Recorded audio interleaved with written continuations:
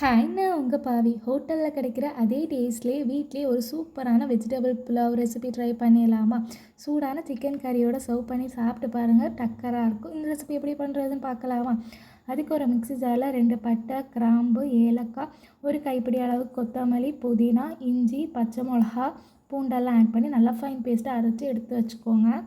Heat பண்ணி அதில் கொஞ்சமாக ஆயில் ஆட் பண்ணி பிரியாணி மசாலாலாம் ஆட் பண்ணிக்கோங்க.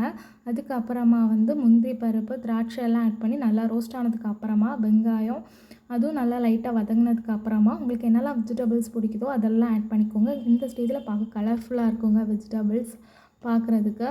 அதுக்கப்புறம் தக்காளி ஆட் பண்ணி ஒரு மீடியம் சைஸ் தக்காளி ஆட் பண்ணி அதை நல்லா வதங்கினதுக்கு அப்புறமா லைட்டாக உப்பு ஆட் பண்ணிக்கோங்க. அப்புறம் நம்ம அரைச்சி வச்சுருக்க அந்த பேஸ்ட் ஆட் பண்ணி அது ராஸ்மல் போகிற வரைக்கும் நல்லா வதக்கிக்கோங்க. இன்றைக்கி நான் 1.5 கப் அளவுக்கு ரைஸ் எடுத்திருக்கேன்.